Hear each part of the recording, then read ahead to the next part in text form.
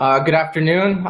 This is Mike Sainato, the journalist with The Observer and Counterpunch, and I'm coming, here this afternoon with a special interview with Progressive Army's Anoa Changa.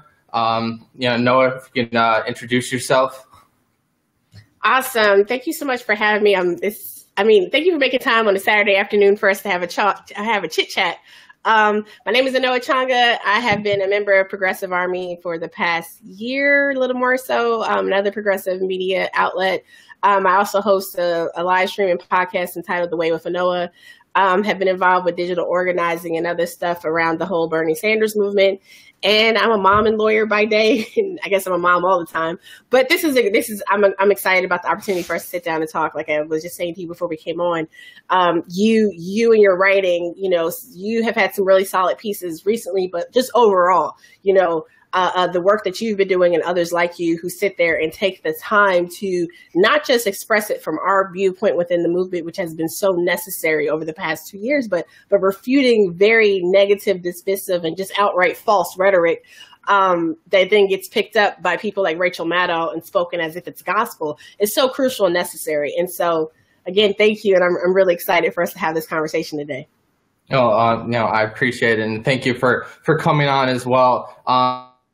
Into one of those narratives and one of those attacks. If you could tell me a little bit about what happened last weekend with Nina Turner and just the history of, she's been one of the most popular Bernie Sanders surrogates, and she's constantly been fighting for progressives, but she time and time again she's been attacked, smeared, and that abrasive her is ongoing. It's persistent. So can you tell us a little bit about what happened last weekend?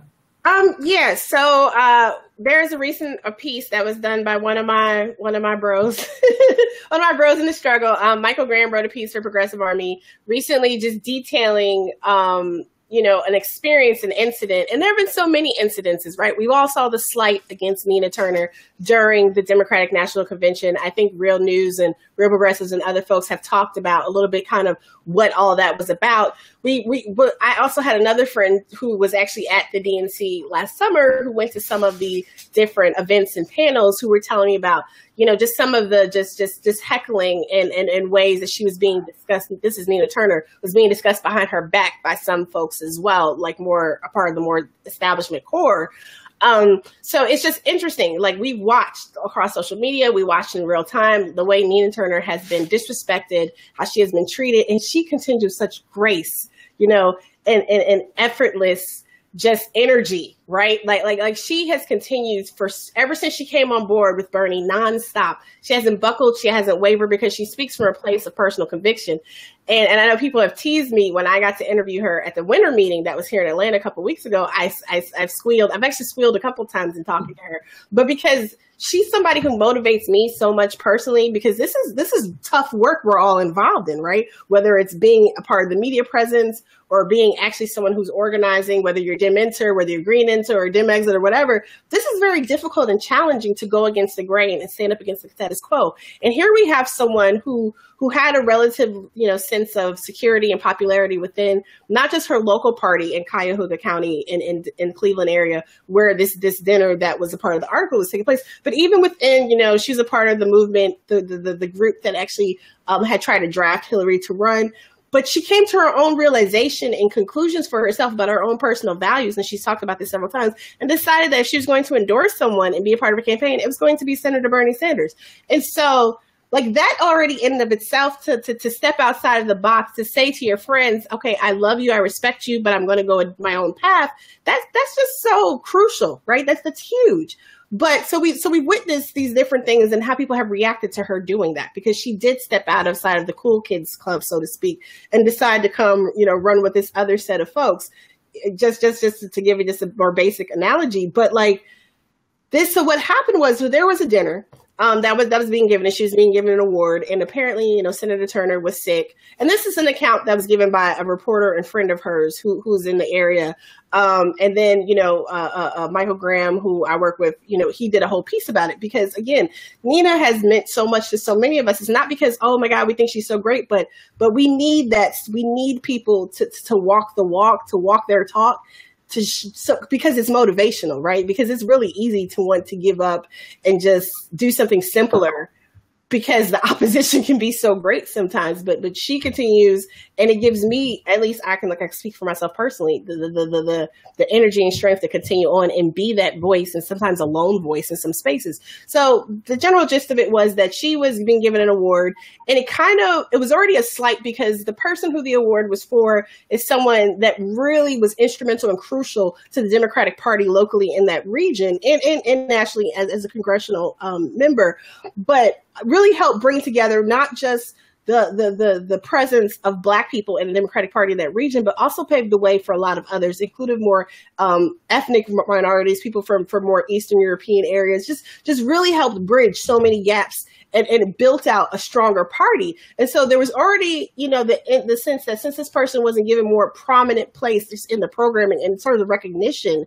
it was a problem. And then the way even Nina was treated was also a problem. So then there was also some other information about how there just been issues back in the state of Ohio and in the party. Someone else I've talked to who's a state of Ohio, who's on her local, I think, elected committee is Portia Bolger.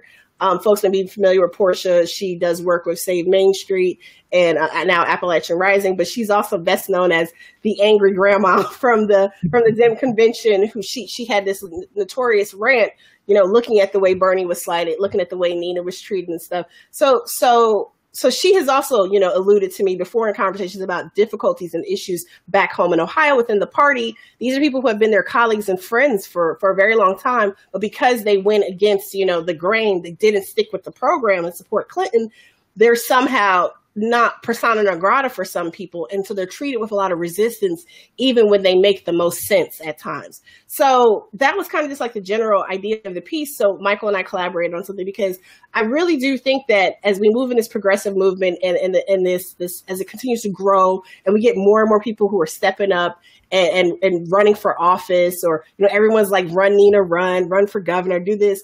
If we want people to step out there and lead, we need to be prepared to have their backs, right? We need to prepare. And that doesn't, I don't think that we need to just support people unconditionally, no matter what they do or say, but we need to help people be supported in these spaces, because these are really hostile spaces in some places that they're going into, because they are stepping outside of the grain. They are doing something that's either scares or threatens people, because they're afraid of losing power to us, right? So we really do need to support people. We really do need to engage them. So, when Michael, posed this issue and was sharing the different posts and stuff, and I can drop a link for folks who are chatting, like, when this got posed, I was like, of course, I'll help you contribute, and we can talk about respecting Nina, respecting space, and engaging people, because it's not that I think Nina is someone that's so sensitive and needs us to stand up for her. She isn't. And she's made that very clear. Like, if she had to be out there alone by herself doing all this, she would continue doing and saying exactly what she's doing.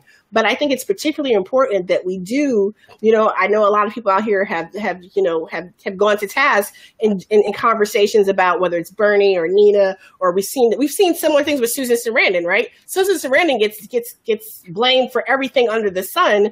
And we have people like Deborah Messing and other folks who will attack her and do all other types of nonsense. But these are people who have their voices, and whether they're popular, famous, or whatever, they're still taking the time to use their platform and voices to hold up and share our general struggle as well. And I think that they do need our support. We do need to take time to correct false narratives, and also to show them that we support them, because you never know. There are those moments. It gets hard for folks, and it is easier to just be quiet sometimes, right? But we don't want that. We need people engaged and really helping to lift and build up other people.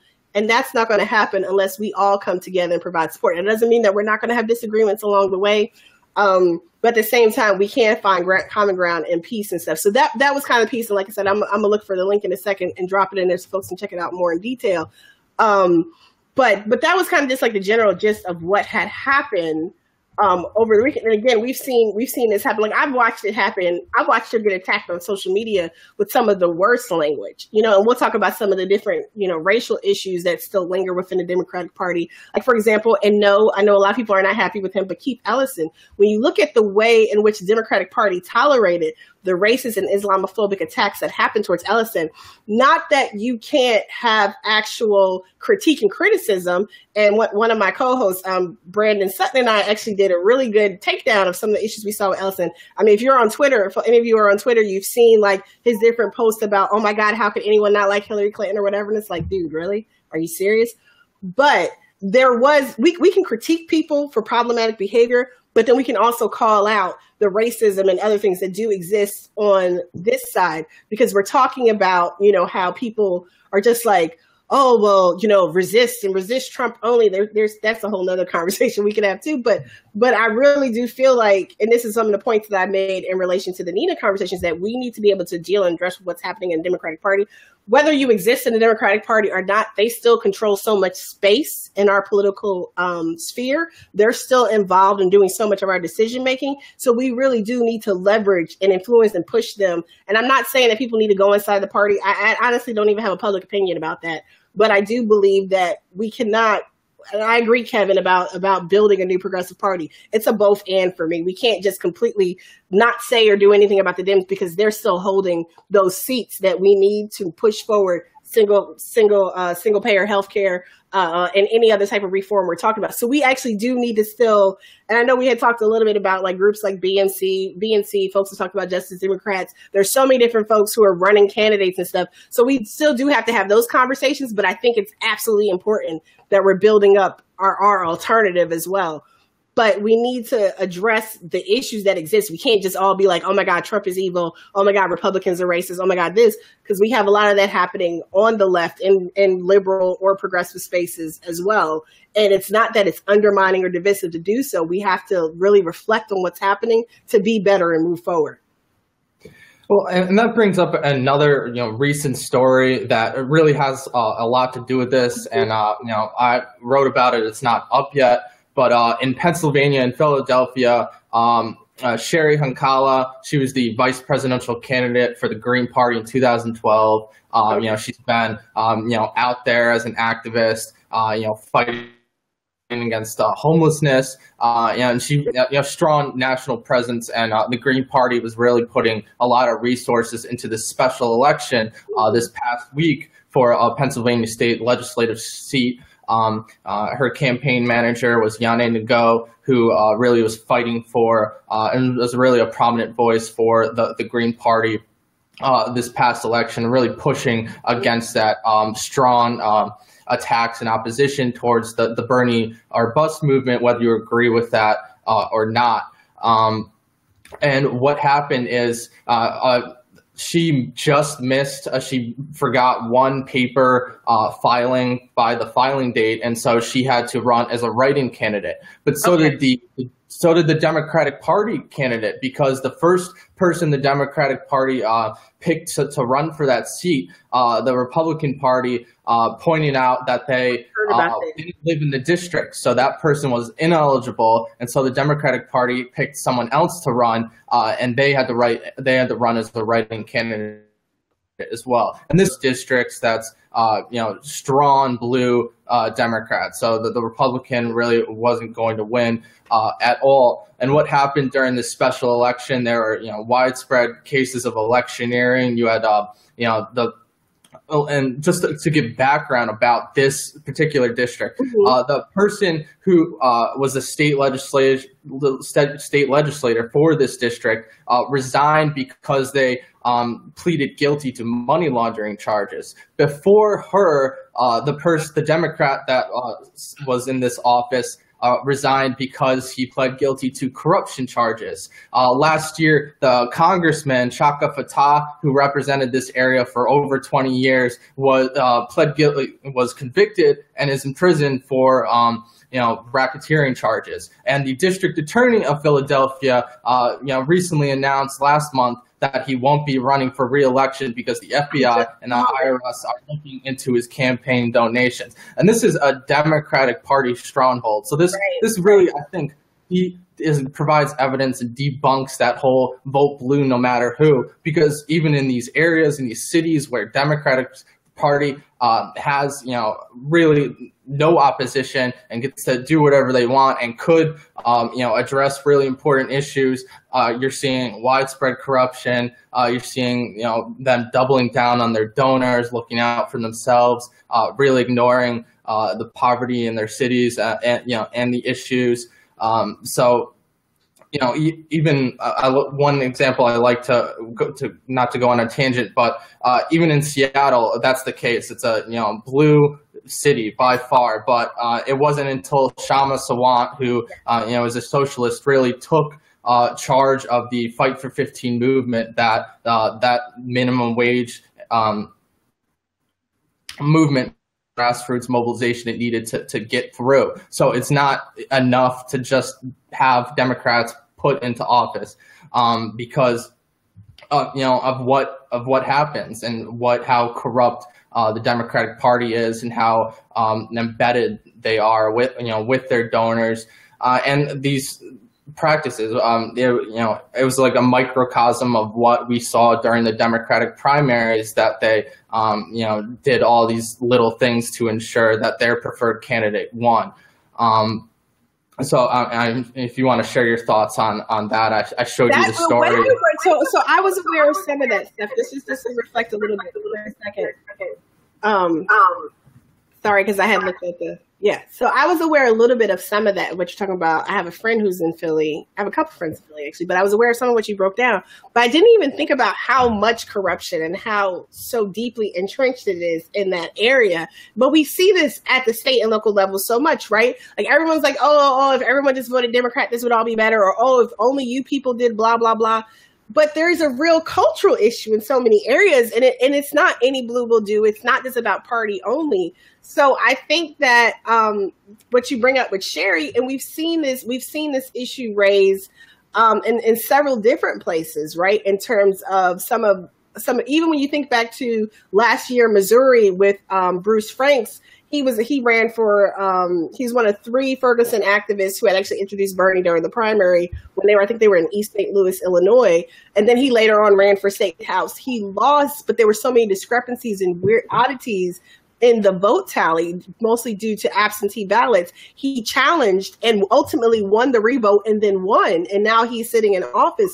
But he unseated, a member of a deeply entrenched Democrat political family in that area of Missouri. And I think that this whole case in looking, absolute power corrupts, absolutely. Being of the quote unquote Democratic Party doesn't make you any better than Republicans when they're able and willing to use the same repressive tools to maintain that control and authority. And so what we see with Sherry's case, what we see with Sherry's case is the fact that, this happened was very blatant. I know that I've seen accounts from, Kenneth Mejia, who's running out in California in a special election, that people have been taking his lawn signs. And so who knows what hijinks will happen on their election day if we're not paying attention to this. But this thing with Sherry, I was pleasantly surprised to see that she was running, really excited to see that she was running. As folks know, like you mentioned before, she was the VP candidate in 2012 when Jill Stein first ran. But there's a piece in the Philly Voice that points out, they've had evidence of at least one, if not more, ballot boxes, being in places they should not be. There's been evidence of voter intimidation in accounts. I know they were saying there were issues like the day of the poll, just watching her Twitter feed or whatever. So this is really concerning and problematic, particularly as we have this greater issue of voter suppression nationwide that needs to be addressed. And this does beg to ask the question, which we clearly know the answer, but why do Democrats not care about voter suppression unless it's in a district or vote or election where they need it to win? Because when it's affecting, them and a candidate they need, then it's an issue. But we don't really care about the voter integrity and I say we, I don't mean we, but when Democrats are talking about voter integrity, they're not really concerned about the system as a whole. Because I just saw in my timeline through the memories, video from Arizona, from last year, right? Like everyone's spending so much time talking about Russia right now. But during the primary process, we saw so many examples. I mean, we haven't even gotten to the anniversary of the debacle that was New York, but in Arizona, and even when they looking at the hearings and stuff like that, and listening to people even blame the audacity to blame voters for daring to stand in line to vote. I mean, as if there's an issue, and we don't see Democrats really stepping up strong enough to refute some of this stuff and really push back. And so I am interested to see by what Sherry what the outcome will be with this ultimately. But I mean, we're going to have to fight. And I know somebody said we can't we can't work within the existing system. The problem is it's going to take a lot for us to change the system that we have. So we cannot, I personally do not believe that we can completely abdicate our engagement in the existing system. We will not have a voice in the system that exists. We can't change something. You know what I'm saying? Like it's a very weird and tough conundrum. I'm not again, I do not advocate that people go into the party and try to change it from within. If that's what you believe in doing, cool for you. I support good people doing good work. So if you're doing good work, regardless of what party you're part of, I will support you. However, we do actually need to hold people accountable. We do need to support, other voices outside of these traditional ones that are just trying to lead us down one path. And I think, you and other folks, Real Progressives, Progressive Army, I think we all do a really good job of trying to do that. But this is just so blatant, right? And it's probably endemic when you're DA, when you're several different officials at multiple levels of government have all been indicted or charged or serving time in one form or another for some type of corruption. That is a problem of the party. And I had a friend, I didn't even realize that the Dems were able to get another candidate in the race because I had a friend from Philly, shout out to Jack Rabbit, who was telling me about how the original candidate was disqualified, and basically how this response from the regional head of the party was, well, it's not my fault to tell people what to do. How do you have a party that operates like that? Like, how do you have a party? And they'll sit there and not do anything productive, but they'll hold power because they can't. They won't let younger or newer people come in who actually see how to make this more manageable and equitable and working for the people, but they'll just sit there and hold power because they can't. And that's a problem we have across American politics. And even in some of our progressive spaces, we see people who have been in these spaces doing the same thing for decades now. And many people have paved the way for those of us who are coming into this. But at the same time, there are some of those people who act as gatekeepers as well. And we need to kind of move beyond the gatekeeping and get to the real process of building, organizing, and moving forward. Yeah, I agree. I think that's a problem throughout the Democratic Party. I wrote a piece this past week about Nancy Pelosi and how if you compare the Republican Party to the Democratic Party's leadership, the average age is 72 compared to 49 for Republicans. I think Nancy Pelosi is just a great example of that. Democrats have been losing under her leadership. Republicans have been joking, our majority is safe as long as Nancy Pelosi is leading, the House for Democrats.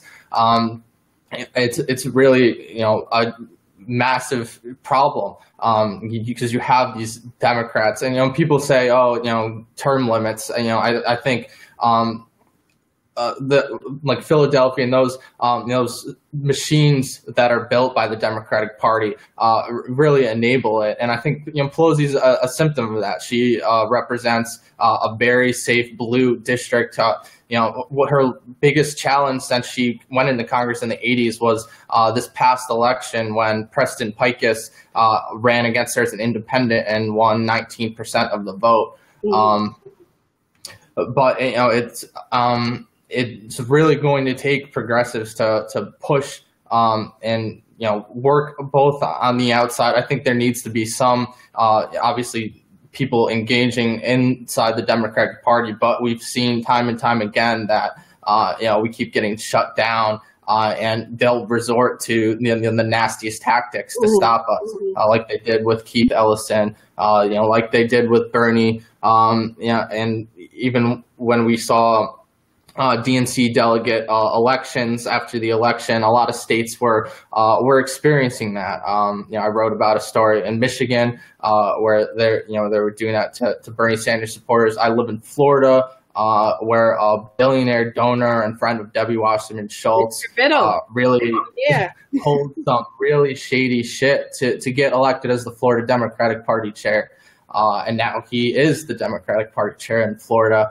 And, we've been losing in Florida over the past decade. Hillary lost Florida when Obama won it.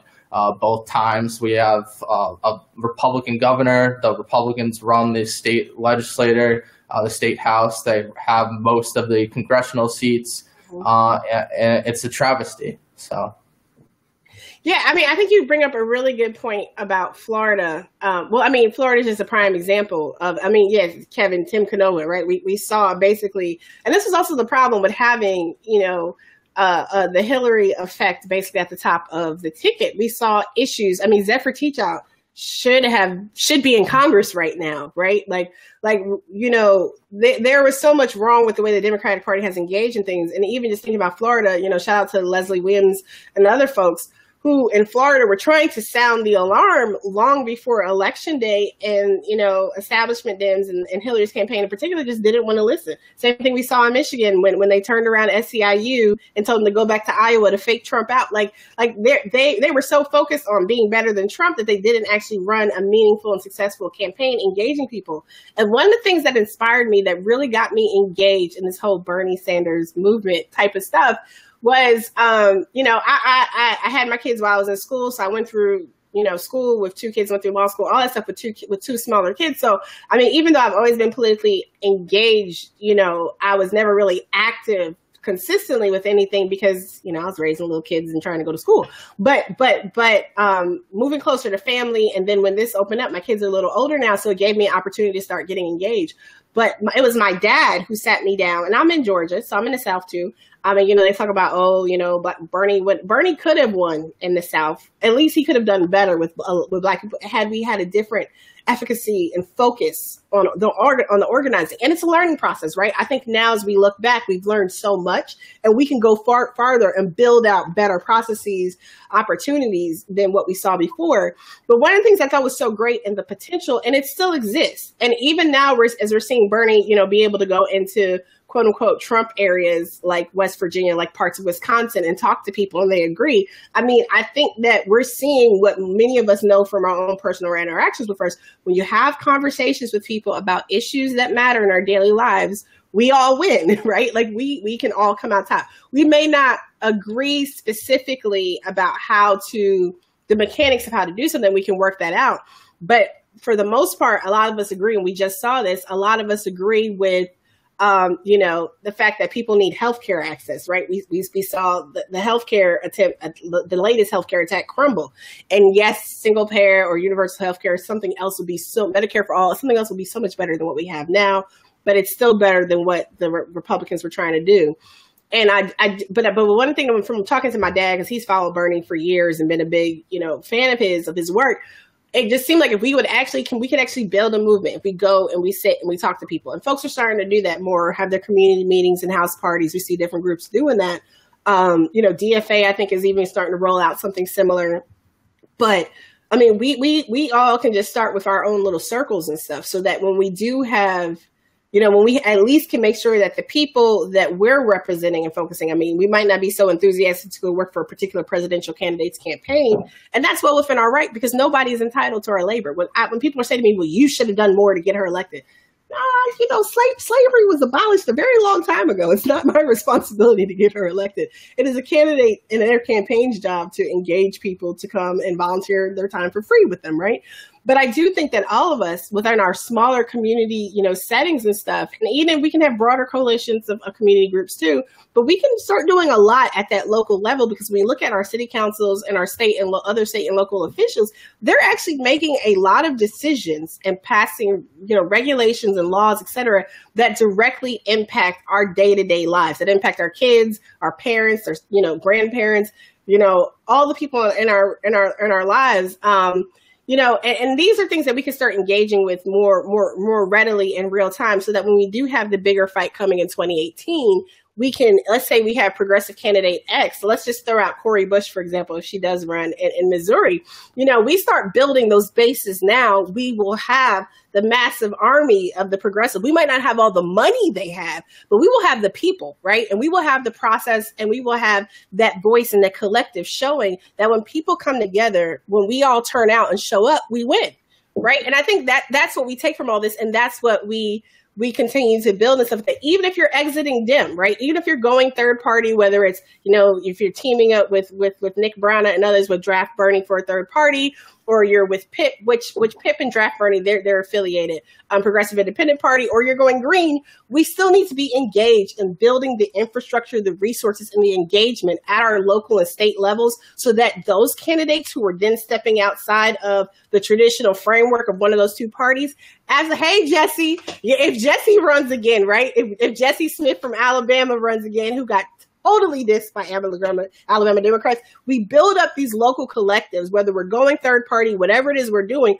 whatever you're deciding to do, just do it, right? And then build up the support and the strength for your party, your group, your squad, because we're going to need that down the line. It is not enough just to say Dems suck and we're better. We actually have to build the community support. We actually have to start engaging people so that they do understand that there are other options out there. They don't have to just stay home or vote Democrat, right? Or if you are in a place where I've been blessed because the past, I think like 7 years or so, I've lived places where I can be unaffiliated. So I've been an unaffiliated voter since 2010. But not everybody has that leisure. So if there is a really good candidate and they choose to run as a Democrat, whether they have the support of the party or not, we need to make sure we're engaging with people that if that's our person and that's how they're running, then we need to make sure people know that, hey, we have this archaic system like in New York, and yes, some Dems do suck. They do. But that's not enough to actually get people, absolutely, Jesse, engage, educate, empower. Saying Dems suck is not enough to get people out there willing, to rage against the machine and make it happen. Some of us will do what we got to do no matter what. But there's approximately 50% of the country who did not engage in this last election. And while I absolutely respect those who are like, we need to talk to Trump voters and see more of what they want or what they need or whatever, I mean, that's only still like 24% of the voting population. People who supported Hillary Clinton are only like 26%, right? We still have this larger portion of people out there who rarely anyone is talking to. And if we're talking about building third parties and these other opportunities, we need as much emphasis put on debating Democrats, if not even more, on actually engaging people in their communities where they are, just talking to people about the issues and how they matter. One example that I really like is the Mountain Party in West Virginia. I lived in West Virginia for a total of 7 years, and they're a Green Party state affiliate, but they also will endorse candidates if they don't have someone running an election. If they have a strong progressive candidate who happens to be running as a Dem, they'll endorse them and work with them, and they have more of a cooperative that they do with their running. Charlotte Pritt, who ran for governor recently, she was actually the last person to beat, there's all this conversation about we need a primary Joe Manchin. Folks need to actually be out there talking to Charlotte Pritt because she was the last person to beat him in a primary race back in the 90s, right? Nobody has beat him because he has, control of the Democratic Party, lock, stock, and barrel between him and his in-laws, et cetera. So we see this in places, and there are places where we're not going to be able to change the culture. There are some places that are right for taking, and then kudos to those people who've been able to take over and they're running things. But in some places where you really just need to step out and either create your own thing or help build up the third party alternative that already exists in your community, it's not going to take arguing with Dems to get more resources to you. It's going to take building with people who are in the community who are like you. They don't feel like the system has represented them. They do not feel like people have been talking about or addressing their issues. I mean, we need to be having community town halls and roundtables of our own. I know it's difficult because, again, resources, and it can be difficult trying to find a place to do stuff, but we need to find a way to engage people to find out what matters to the people in our community instead of, looking at what mainstream Dems and other folks are doing. We're just talking about resist Trump, this, that, and the other, blah, blah, blah. Like, it's so much going on. And I think, hearkening back to your point about, Florida and Michigan and this place, if any lesson should be learned, and it's sad because Democrats have not learned this, any lesson should be learned from the 2016 election, it is that we need to listen and talk to people. Like, we need to listen and engage with people. May not have liked Obama and what he actually did once he was in office, But when he ran, he did a very good job of talking and listening to people. Now, it may not have actually turned into anything we liked, policy wise, but in terms of campaigning, so we need to have that, not just people who are campaigning to get our vote, but actually people who are organized and engaging year round, building those strong community relationships, and we have that stronger front going forward. We will be much better for all of it. And again, like if you're going third party and stuff, you still got to build up that base. It's not enough to say, well, a lot of people don't like the Dems. A lot of people don't like the Dems. I don't like the Dems, which is why I stopped being a Democrat in 2010. But at the same time, we gotta build and connect and work with people. And I think that's why primarying people is so important, even though the establishment is scoffed at any Bernie Sanders supporters. Primarying people is so important, even though the establishment is scoffed at. Okay. No, yeah, I apologize. I clicked on that just to see the chat. I apologize. Oh, that's all right. So what I was saying is, that's why primarying people are so important. And you've had a lot of establishment Democrat idea that Bernie Sanders supporters want to primary people, although they do it hypocritically, because even though Nina Turner's not in office, you see Clinton supporters saying, "Oh, we should primary Nina," and they did it to Tulsi this past week when the Hawaiian Republican leader resigned from the party and switched to the Democratic Party. There are tons of tweets and responses. Oh, now she can primary Tulsi Gabbard, as though they would rather have a conservative Democrat than a progressive one, just because she supported Bernie Sanders. But Claire McCaskill and like, oh, I'm gonna have to deal with the primary challenger now. Congressman Adam Schiff, he called the progressives and the whole left Trump resistance that want to hold Democrats accountable. He compared us to the Tea Party, and I know Bernie Sanders really pushed back against that narrative, but that's the consistent narrative that we are just we are the reason Hillary Clinton lost. We are the problem, and though despite them treating us as political opponents, they continue to insist that we are wrong and causing problems and doing that. And I think by holding primaries, it makes these Democrats who easily win elections, like Debbie Wasserman Schultz. She didn't have a primary challenger and she's been in Congress for 10 years. Tim was the first one. Yeah. Even with Tim, he managed to get 43% of the vote, and you had Obama endorsing campaign for her. Joe Biden came down to Florida to fundraise for her. Hillary Clinton stopped by. Nancy Pelosi stopped by. John Lewis stopped by. And this is a primary.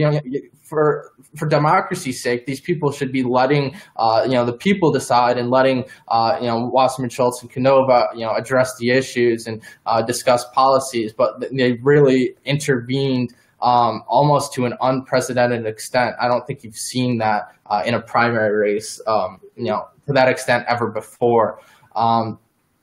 But regardless of whether they continue to do that, we really, I think, need to push back against that narrative and force these people, our elected officials, who are Democrats and are managing to still win offices and are especially in blue areas where they are developing relationships and a reputation and using that that area where they can easily get reelected again and again and again to build themselves up. Those people need to, be taken down a notch or two and, say, these are the people you represent, and you are, accountable and responsible for them, and to really bring them back down to earth. Yeah, absolutely. I mean, absolutely agree. I was also just thinking, I'm just trying to keep up with the comments that are coming up with some of the folks who are watching, but there are so many places where even like people are running unopposed, right? I mean, I think we need to tap into existing resources that are out there. Like there are a lot of people actually who are good voices and good people in our community. Shout out to Lou Bratz from Nebraska, who's running for Lincoln City Council.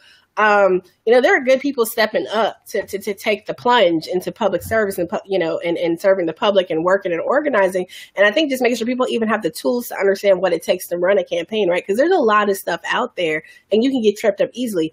Like you were saying, like even, the establishment Democratic Party in Philly did not realize that their candidate was not even eligible for the race they were trying to run them in.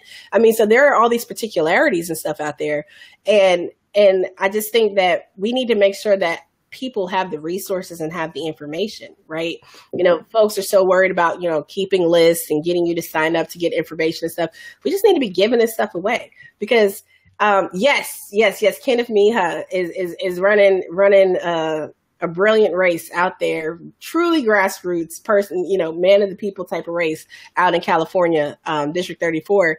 There's so much that's going on right now. And so again, like I said at the beginning, I really do appreciate people like you who are able to report and comment and provide this information to everyone, so frequently.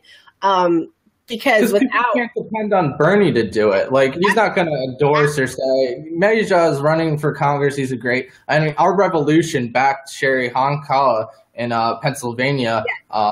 But I mean, unless people in the grassroots, support her and let people know this person's running, and this is a great person to be able to put in office.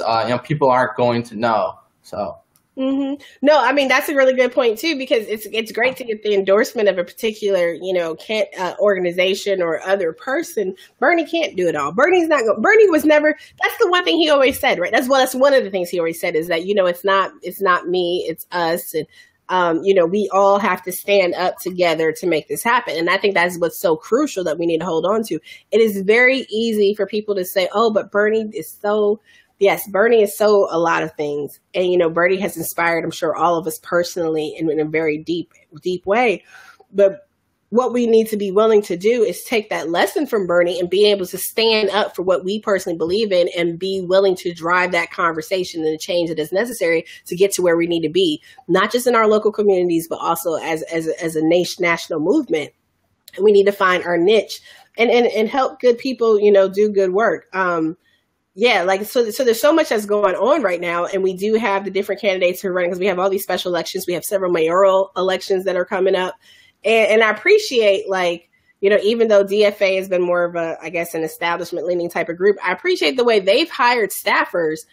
Shout out to folks like Jessica and Brianna and Ruby, who are working in the electoral and organizing departments that are really connecting with some pretty fierce local candidates, like Chokwe Lumumba down in Jackson, Mississippi, that's worked with Cooperative Jackson. I mean, there's so much that's actually going on that people are starting to wake up and take notice because that's how we build. We build collaborators. We build connections where we can, and where we can't, we just leave. We're not going to be able to build and work with all Democrats. Like, I absolutely think that what you were saying earlier about even like Nancy Pelosi and the more establishment, older, entrenched Dems, it's very problematic because we do have these 70-something, 80-year-old people. And every time someone says something really great, like if you watch any of the hearings, like Al Franken, everyone's like, oh my God, Al Franken 2020, or oh my God, Elizabeth Warren in 2020. It's like, calm down.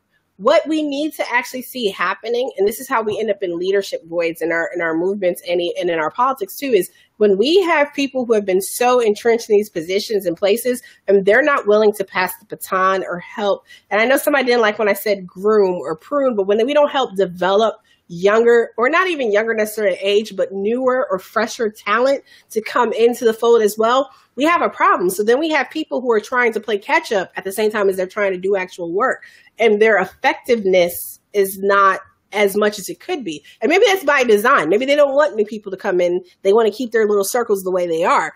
Even if we're talking about running third-party candidates, we still need to make sure that they have the support, the information, the know-how to be able to be in these spheres and actually do what needs to be done and be productive, because that's the thing. The first ones to break through. So if Kenneth gets in there for Congress and hoping that he's able to pull it through, I think we're less than 2 weeks out for his election.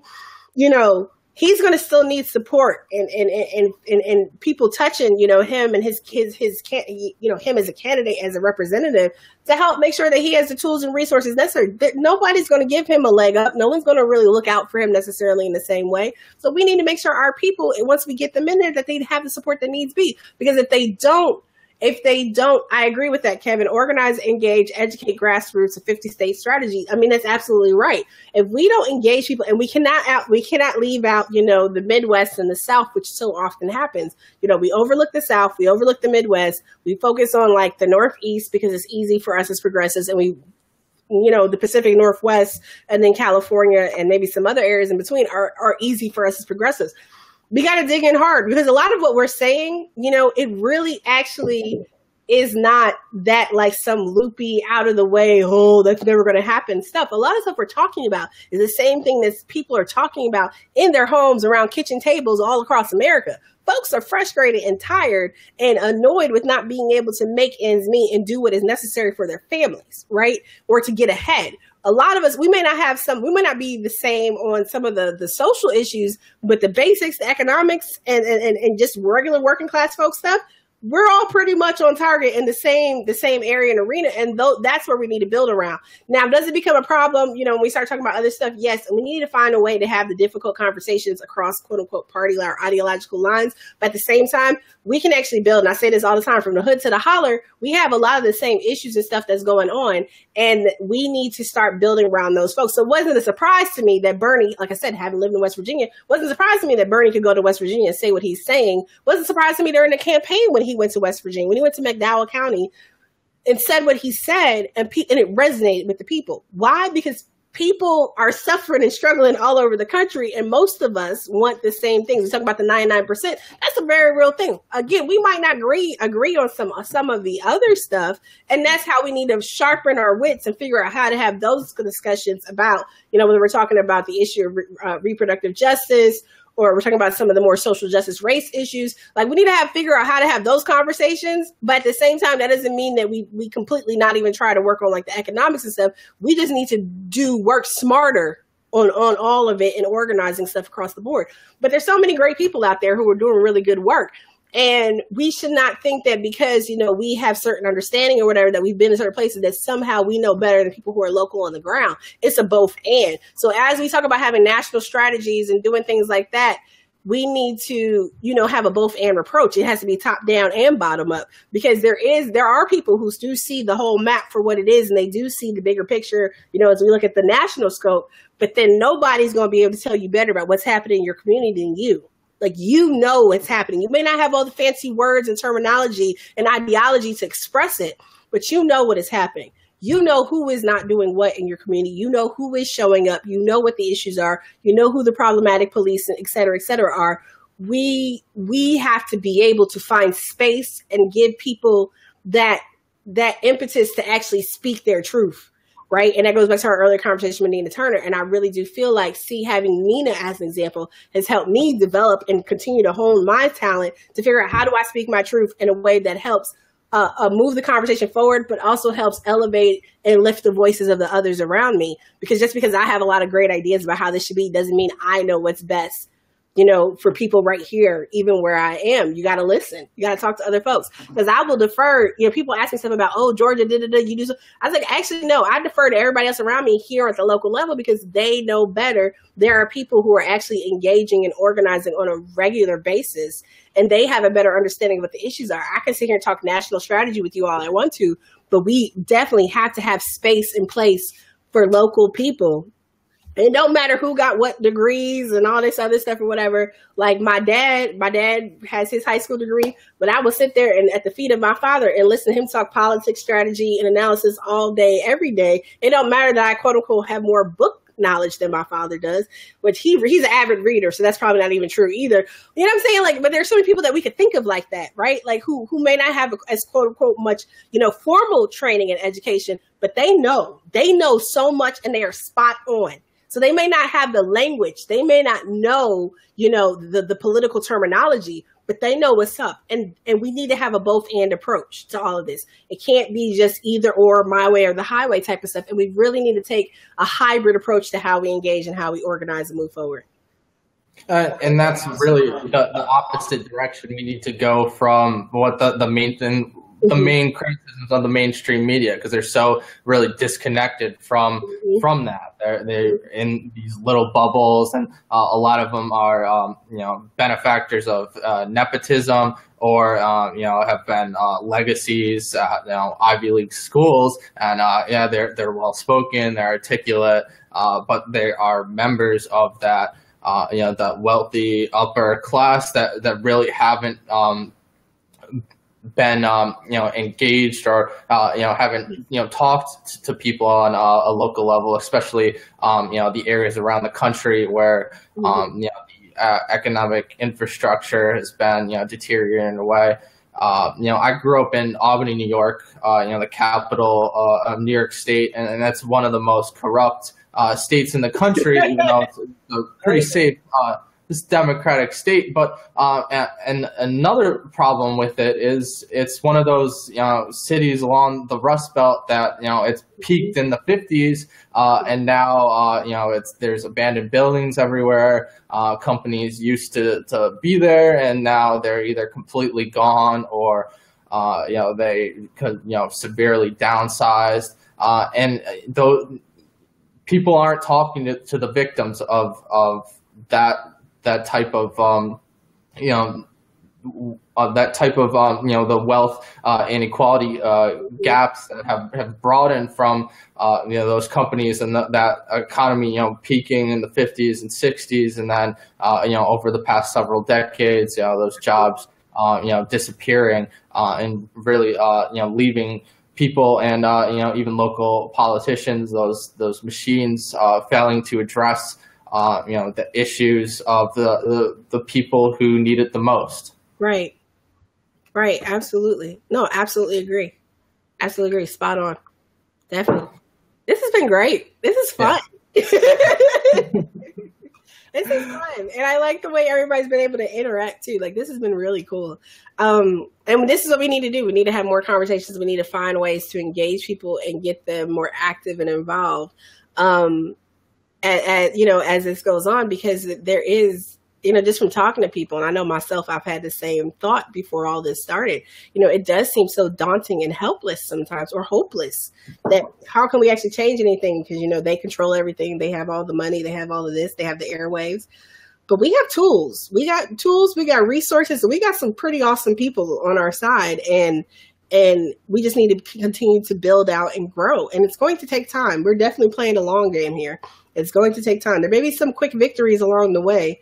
Quick is relative, I know, but just thinking, I just saw one of my friends posted, she was just like, I feel like it's too early for us to celebrate, what happened yesterday with the Trump care, Ryan Care being shot down. And it's like, I absolutely agree. I actually don't think, Democrats, of course, are patting themselves on the back and stuff, but it's just like, you didn't do anything. I mean, but for people rising up, right? But for people, no matter who they voted for, rising up and saying, no, this is ridiculous.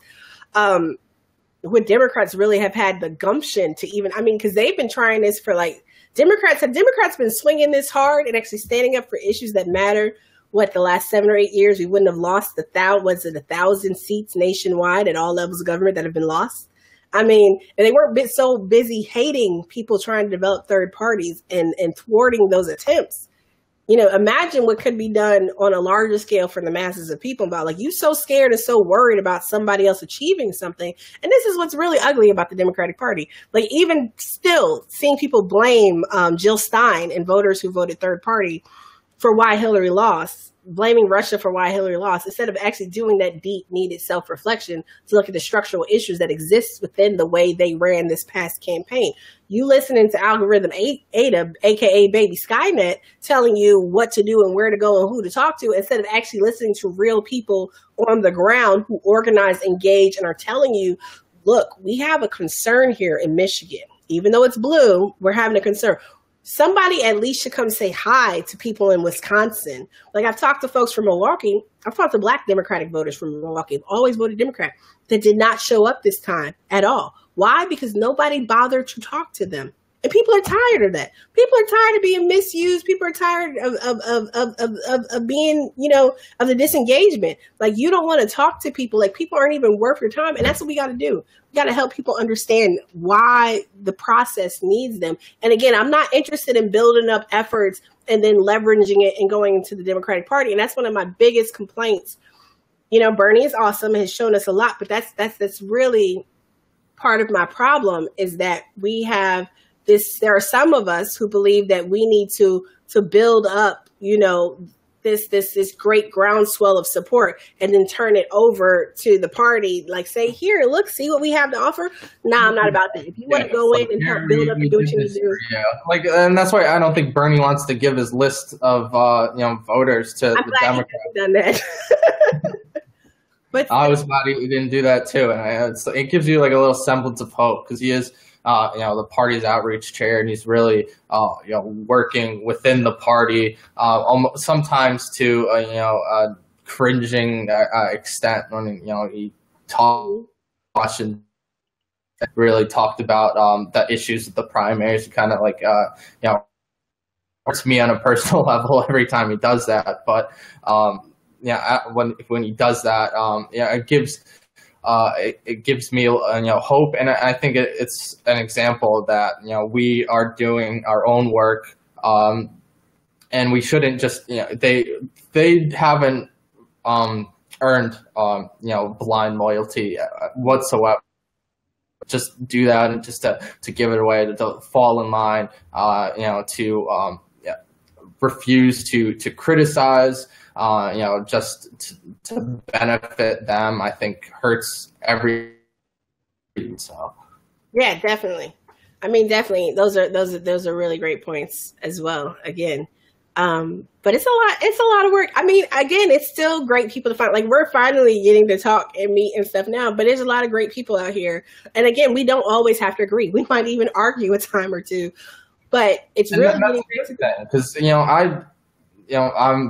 I want to. That's why I asked you to interview. I want to start, talking and what the people on our side and in our circles. I know, we're, liking this stuff, or we're kind of on in this, this progressive, center. I personally, find I'm a registered Democrat, but I'm in that like in between where I'm supporting, the Green Party and kind of working with the Democratic Party, and I think that broadening. Growing and growing and growing, because more people are disenfranchised and really, really unhappy with the Democratic Party, and they've been, voting blue and checking that blue box time and time again and getting nothing, absolutely nothing in return. So, I think it's important that we start, connecting with one another, sharing ideas, and especially when we're in this kind of existential crisis of what do we do next? Where do we put our resources and efforts into? What's right and what's wrong? Given that it's not just Democrats that are screwing us over. It's we're facing Trump and Republican majority in Congress. Where do we pool our our efforts to? So I think it's really important that we start. Developing relationships with one another, and I hope it grows more, and hopefully we can collaborate more, and even do work on a local level, but eventually even start broadening it out so that we can have our own people summits or events like that. I'm glad you said People Summit, because two things, right, guys? So we were talking earlier. I don't really have much in terms of the details of the big People Summit. So the People Summit is happening. That took place last year in Chicago in June. It is, what I do know from Charles Lechner and Winnie Wong, it is happening again. There is a People Summit. I don't think their website has been updated yet, but the Facebook page, they have been making some announcements on there. But it is happening. I think it's the second weekend of June this year. I think it's like the June 9th or somewhere around there. I don't know the exact date off the top of my head, but it is happening again. Also, you mentioned being in Florida, and I'd like to connect you with Ben America and some other folks who are organizing. They're planning a Florida's People Summit. I think it's May 4th through the 7th.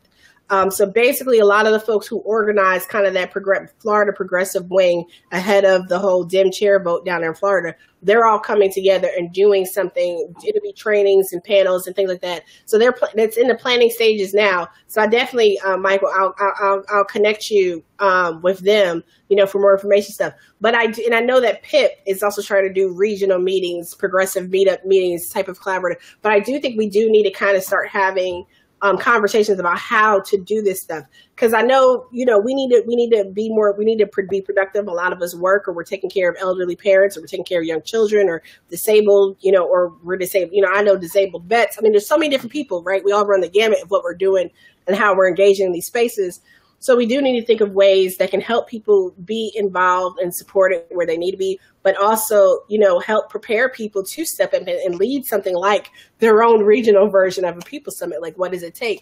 There's so many, awesome people out here, like, really stepping up and doing great things. And I think sharing, and like you said, having these dialogues and communication and conversations, we help people get the tools and the resources. Maybe you already have tools and resources. Replacing local neo-lib Dems, yes.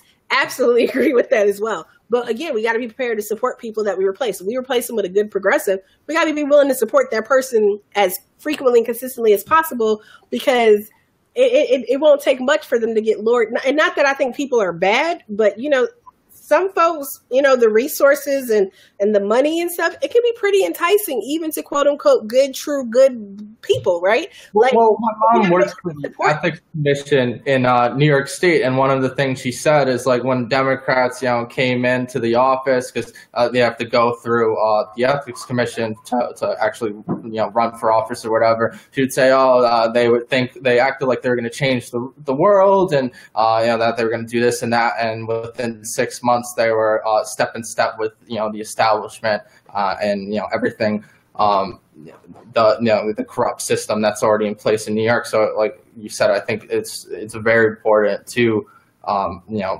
not just get these people in office and say, to really keep these people grounded, so that they don't fall prey to the corrupt practices that the system perpetuates and really entices people that get into it to be a part of. Yeah. But we have a lot of work to do. And I will, as soon as I get any and all information, I'll share it with you, and I'll definitely post it and stuff around and share and stuff, so we can all have it and shoot it over to, like, Steve and other folks to get it up on real progressive stuff too, because there's a lot getting ready to happen and a lot going down, and we need people, because I know traveling is not always amenable and easy for people to do. But if there are live streaming capabilities for stuff, if we can start getting people to have their own regional meetings, and maybe, they're able to send representatives to other stuff, that works too. But we got to find a way to further, we're continuing to grow, it didn't just fizzle out and become nothing. It's so encouraging to see how many groups, have stayed, like so many different Bernie groups continue to have meetings. They continue to organize and engage and do stuff at the local level. And we just got to continue to network with folks and bring them together. And there are so many battles coming ahead down the pipeline. And resist Trump and all that other good stuff. But it's not just Trump. I mean, these are issues that are systemic and problematic within our society as a whole. So is there a central hub of digital groups? I don't know, Ryan. That's actually a really good question.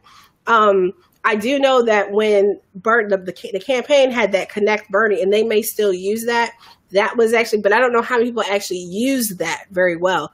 But I do think that that's something that could be considered. It's still so problematic since we don't have one singular national, like, arm organizing everyone. People for Bernie, I think, does a really good job with trying to connect folks as much as possible, but still that's not an official, they're just another grassroots. They're great. It's a great group of people, but I don't think we actually have anything that's overarching. And that's why I would have really liked to see whatever Bernie created post-campaign actually serve as what OFA should have been, right? Coming out of Obama's first campaign, it should have been a national organizing arm. And they're trying to get back to that now. But there should have been something that we could all plug into to kind of help us move forward. And it's not necessary, but it would have been nice to see, since, Bernie and the campaign did bring all of us together. I don't know that our revolution necessarily is that for all of us. It can be for some people. I know some people have joined up through our revolution, have been volunteering and stuff. But, we continue to support good candidates and good people doing good work and continue to have conversations like this. So, yeah, I have to actually get ready and close out with you. I have to get ready to get over to my dad's house. But this has been really great. And I think you and I should, and other people, as much as we can, I think we should have more conversations and cross-collaborate as much as possible. I agree. And I hope to make this, a semi-regular thing. Mm-hmm. And it's great to finally meet you. So, yes, definitely. So, for those, tuning in, thank you for, tuning into this special interview. I'll be back Wednesday night. I'm actually interviewing Tim Canova this Wednesday night. So we'll get into, he's doing a lot of mobilizing and organizing in Florida. So we'll talk about that. And Anoa, you can check her out at Progressive Army and her Twitter. And it was very nice meeting you, Anoa. We'll definitely keep in touch. So, to everyone else, enjoy the rest of your weekend, and thank you. Thank you. Talk to you later, Mike. Bye. All right, bye-bye.